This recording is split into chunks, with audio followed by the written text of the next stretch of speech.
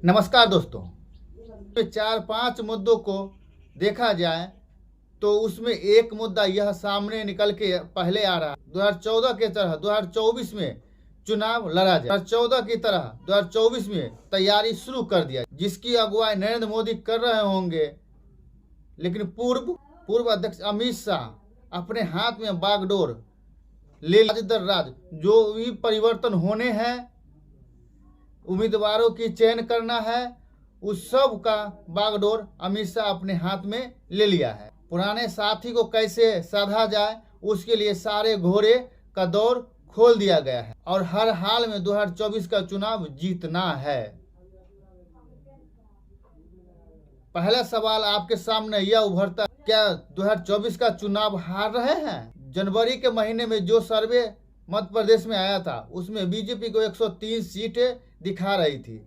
जो अभी जो सर्वे आया है उसमें 55 सीट दिखा रही है। राष्ट्र की बात करें तो वहाँ शिवसेना को तोड़ के जो तिगरी विषाद बिछाई थी और फडणवीस एकनाथ शिंदे जो सरकार बनाई थी, उसमें अभी के सर्वे के अनुसार महाविकास अघाड़ी के सामने पिछड़ती नजर आ रही है। महाविकास अघाड़ी के तुलना में बीजेपी को 7% का नुकसान होते हुए दिखाई दे रहा है। बीते 5 दिन में जो बैठकों में जो निर्णय सामने आए हैं, उसमें 10 निर्णय उभर के सामने आए। इसका ऐलान आने वाले वक्त में किया जाएगा। दूसरा सवाल है कि क्या 2024 तक इंतजार किया जाए, जब कांग्रेस से ही टकराना है। जिस तरीके से मुस्लिम इस देश का कांग्रेस के साथ जुड़ना शुरू कर दिया, जैसे ममता बनर्जी हो, अखिलेश यादव हो, तेजस्वी यादव हो, क्या एक साथ जब लामन होना शुरू कर दिया, क्या हर विपक्षी दल एक साथ बिखरा हुआ वोट था उसको एक साथ जोड़ने में कवायद कर रहा है? क्या 23 तारीख को बिहार में जो महारैली का जो हर विपक्षी दल का वहाँ जुटाव होना है, उससे क्या बीजेपी पहले से घबराना शुरू कर दिया है? आज के सर्वे के अनुसार बीजेपी का जो वोट बैंक कम रही है, उससे पहले अब बीजेपी चाहेगा कि हम इसको इलेक्शन करवा के उसे डैमेज ऑफ कंट्रोल जो है उसे किया जा सके। इस सवाल को बगल में रख के सिलसिलेवार से समझना शुरू करते हैं। क्या 23 जून से पहले ही क्या तेजस्वी यादव ईडी सीबीआई के घेरे में तो नहीं आ जाएंगे? इस तरीके से केसीआर की बेटी के शराब घोटाले में सम्मन भेजा गया था, सीबीआई उसे बुलाया था, तो केसीआर ने नरम पड़ते हुए बीजेपी परख रही है 5 दिन के मीटिंग में। क्या अगर जिस हिसाब से सर्वे सब आ रही है, अगर 2024 में अगर पूर्ण बहुमत नहीं आई, तो क्या अगर बहुमत से सीट कम आती है तो कैसे सरकार बनाई जाए? इस सब के लिए बीजेपी मीटिंग में इस सब निर्णय लिया जा रहा है। हर स्टेट के मुख्यमंत्री से बात हो, डिप्टी सीएम से बात हो, जनरल सेक्रेटरी से बात हो, या हर पदाधिकारी से बात हो, अलग अलग राज्य के प्रभारी को नए तरीके से मतने की शुरुआत हो, ये सब अमित शाह अपने हाथ में लेते हुए और निर्णय ले रहे हैं।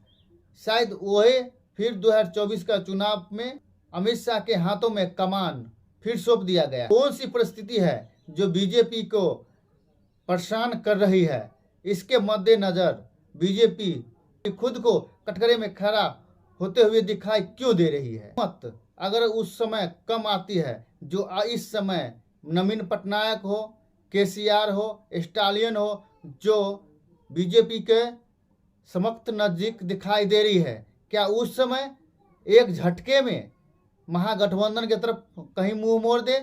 क्योंकि अभी जो ईडी सीबीआई जिस तरह से काम कर रही है, वो उनको याद आ जाए। आइए एक एक बिंदु पे समझते हैं। अगर सभी विपक्षी दल एक साथ आ जाएं तो बीजेपी को हराती है। अगर वही हर पार्टी अलग अलग चुनाव लड़ती है तो बीजेपी को उसमें फायदा होती है, बीजेपी जीतती है। तो उसी में मद्देनजर रखते हुए बीजेपी चाहेगी कि हर पार्टी महागठबंधन के तैयार न हो और अलग अलग चुनाव लड़े, उससे बीजेपी को फायदा होगा। कांग्रेस अगर महागठबंधन नहीं करती है तो भी क्या बीजेपी के एंटी इनकम्बेंसी के तौर पर हर पार्टी को देखा जा सकता है? क्योंकि सीट के दायरे में बीजेपी उस परिस्थिति में हर सीट एक एक को पर ध्यान नजर बनाई हुई है। कि कौन सी पार्टी कहाँ पे क्या कर रही है और किस माहौल में है, उस हिसाब से बीजेपी 2024 की चुनाव के लिए रणनीति बनाना शुरू किया है। क्योंकि केंद्र में बीजेपी सरकार है और दिल्ली में जो 5 दिन से जो मीटिंग का दौर चला है, यही हर बिंदु पर चर्चा शुरू हुआ है और चर्चा हुआ है कि किस हिसाब से 2024 में सरकार में वापस आया जाए। और क्योंकि यहाँ जिस हिसाब से राहुल गांधी अमेरिका में जाके नरेंद्र मोदी के खिलाफ बोलते हैं, जिस कांग्रेस पार्टी हर मुद्दे पर बीजेपी को घेर रही है, छोटी छोटी बात को उठा रही है। लेकिन जो गांव से वीडियो कैसा लगा, अगर हमारे वीडियो पसंद आया होगा तो हमारे वीडियो पे लाइक शेयर कमेंट सब्सक्राइब करना मत भूलिएगा, क्योंकि आपका कमेंट और सब्सक्राइब जो है हमारे मोटिवेशनल को आगे बढ़ाता है